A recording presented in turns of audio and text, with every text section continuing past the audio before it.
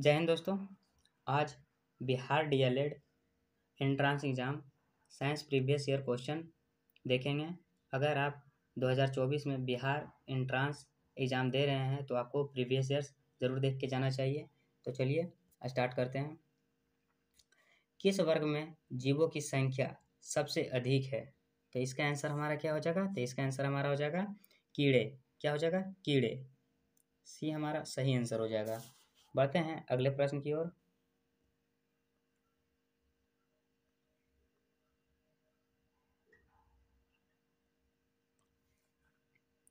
निम्नलिखित में से कौन मृदा प्रदूषण का प्रमुख कारण है? तो इसका आंसर क्या हो जाएगा? रासायनिक खादों का अधिक प्रयोग। क्या हो जाएगा? रासायनिक खादों का अधिक प्रयोग। ये हमारा सही आंसर हो जाएगा। बढ़ते हैं अगले प्रश्न की ओर। एक मिनट दोस्तों। प्रस्तुत आरेख पौधे के तने का एक अनुप्रस्थ काट है। ए में क्या पाया जाता है? तो इसका आंसर हमारा क्या हो जाएगा दोस्तों? तो इसका आंसर हमारा हो जाएगा फ्लोएम पाए जाते हैं। क्या पाया जाता है? यहाँ फ्लोएम पाया जाता है। तो इसका आंसर यहाँ हो जाएगा फ्लोएम। क्या हो जाएगा दोस्तों? ये हमारा सही आंसर हो जाएगा फ्लोएम। बढ़ते हैं अगले प्रश्न की ओर।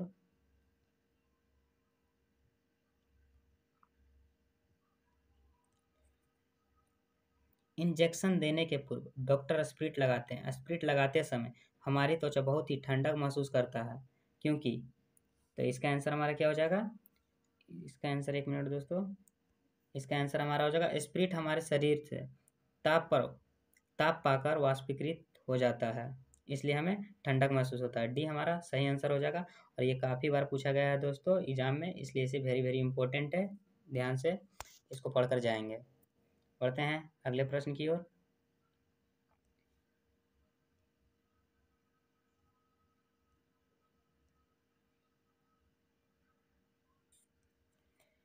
बल का एसआई मात्रक केजी मीटर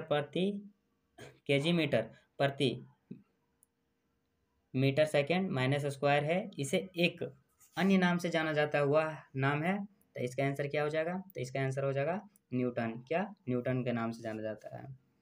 अगला प्रश्न क्या कहता है दोस्तों?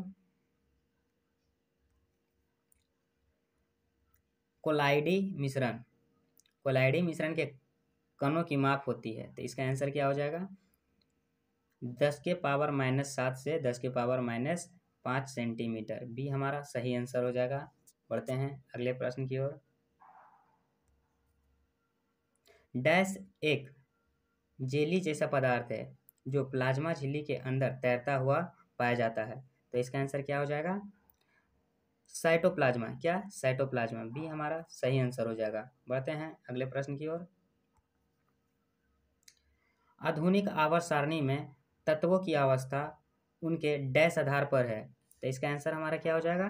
तो इसका हो जाएगा क्षैतिज पंक्तियों में परमाणु संख्या बढ़ना। क्या हो जाएगा? क्षैतिज पंक्तियों में परमाणु संख्या बढ़ना। सी हमारा सही आंसर हो जाएगा। अगला प्रश्न क्या कहा जाता है? तो अगला प्रश्न क्या कह रहा है? किसी गतिमान वस्तु का विस्थापन समय ग्राफ एक सरल रेखा है, तब वेग होगा। तो क्या इसका आंसर हो जाएगा हमारा? यह शून्य हो भी सकता है और नहीं भी। डी हमारा सही आंसर हो जाएगा। बढ़ते हैं अगले प्रश्न की ओर। भारत के उष्णकटिबंधीय क्षेत्रों में किस प्रकार का ऊर्जा विकसित किया जाता है? तो इसका आंसर हमारा क्या हो जाएगा? सौर ऊर्जा। क्या? सौर ऊर्जा। बी हमारा सही आंसर हो जाएगा। अगला प्रश्न क्या कहता है? वसा और तेल के ऑक्सीकरण को कहते हैं। तो इसका आंसर क्या हो जाएगा हमारा? विकृत गंधिता। क्या? विकृत गंधिता। बी हमारा सही आंसर हो जाएगा। बढ़ते हैं अगले प्रश्न की ओर। विद्युत चुंबक बनाने के लिए प्रायः किस पदार्थ के छड़ का उपयोग होता है? तो इसका आंसर क्या हो जाएगा? तो इसका आंसर हो जाएगा हमारा नरम लोहा। क्या दोस्तों? नरम लोहा। सी हमारा सही आंसर हो जाएगा। बढ़ते हैं अगले प्रश्न की ओर। दूरदृष्टि दोष वाली आंखें साफ साफ देख सकती है। तो इसका आंसर हमारा क्या हो जाएगा? दूर की वस्तुओं को। क्या? दूर की वस्तुओं को। ए हमारा सही आंसर हो जाएगा। अगला प्रश्न क्या कहता है? प्रतिरोध का सूत्र होता है। तो प्रतिरोध का सूत्र क्या होता है दोस्तों?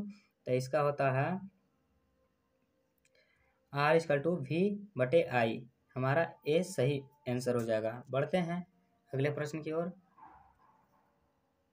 1785 में किसने प्रत्येक जीव के नामकरण की द्विपद नामकरण नामक प्रणाली प्रस्तावित की? तो इसका आंसर हमारा क्या हो जाएगा दोस्तों? तो इसका आंसर हमारा हो जाएगा कार्ल लिनियस। क्या हो जाएगा? Karl Linnaeus. सी हमारा सही आंसर हो जाएगा। बढ़ते हैं अगले प्रश्न की ओर। अगर हवा में ध्वनि का वेग 330 मीटर प्रति सेकंड हो तो प्रतिध्वनि सुनने के लिए ध्वनि स्रोत से न्यूनतम दूरी होनी चाहिए। तो इसका आंसर क्या हो जाएगा हमारा? 16.5 मीटर। क्या होनी चाहिए न्यूनतम दूरी? 16.5 मीटर। तब जाके हमें प्रतिध्वनि सुनाई देगी। सी हमारा सही आंसर हो जाएगा। बढ़ते हैं अगले प्रश्न की ओर। मृदा में पाया जाने वाला कार्बनिक पदार्थ निम्न में से किसे पुनः स्थापित करते हैं जो रासायनिक उर्वरकों के निरंतर उपयोग करने से अम्लीय हो जाता है?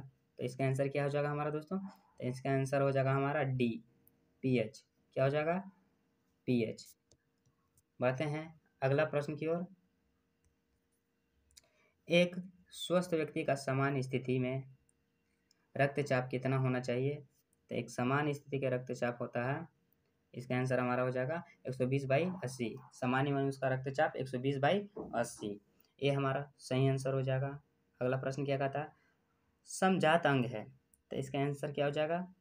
तो इसका आंसर हमारा हो जाएगा समान संरचना और भिन्न कार्य। डी हमारा सही आंसर हो जाएगा। बढ़ते हैं अगले प्रश्न की ओर। निम्नलिखित में कौन सी धातु को गहने बनाने में प्रयोग किया जाता है? तो इसका आंसर हमारा क्या हो जाएगा? तो इसका आंसर हमारा हो जाएगा सोना को भी, चांदी को भी, प्लेटिनियम को भी, उपरोक्त में से सभी। और यह क्वेश्चन दोस्तों बार बार पूछा जा रहा है, पिछला एग्जाम में भी पूछा गया था दोस्तों। तो इसको ध्यान से देख कर जाएंगे। तो चलिए इसी के साथ हमारा दोस्तों ये भी प्रीवियस ईयर समाप्त होता है। मिलते हैं अगले प्रीवियस ईयर में, तब तक के लिए जय हिंद।